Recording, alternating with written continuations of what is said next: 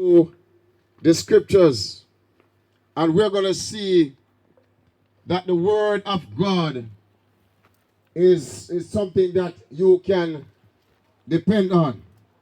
Isaiah 42 verses 8 and 9. Hear what the prophet Isaiah says.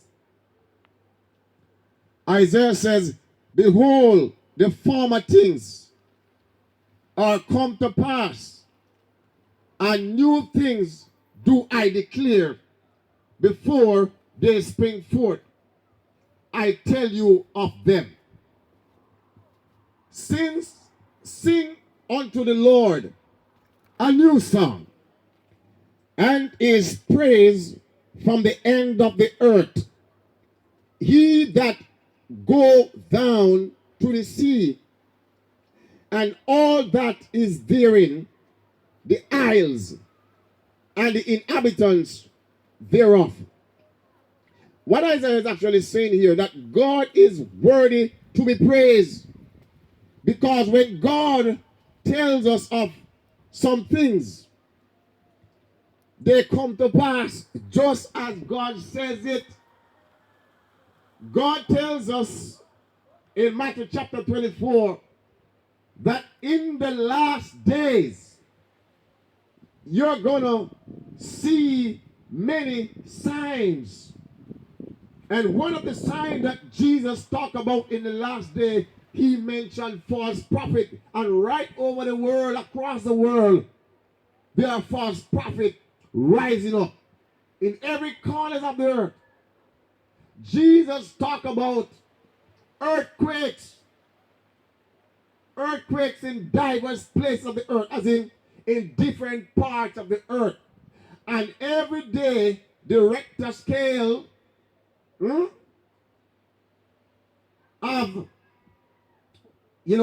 measured the, several earthquakes.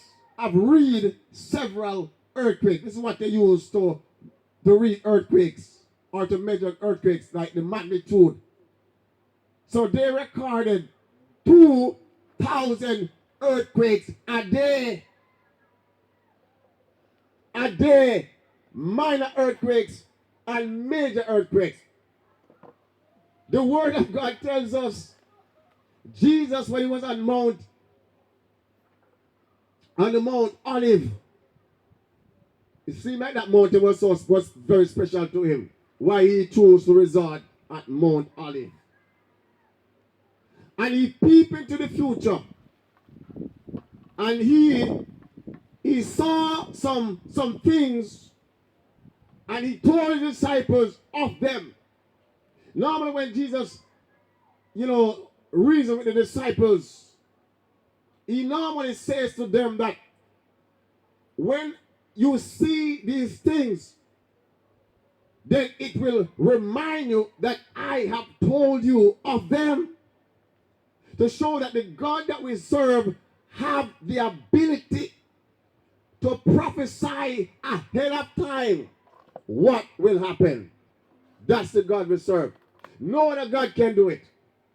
There's only one God that can do something like that, and that is a God who made the heaven, the earth, the sea, and the fountain of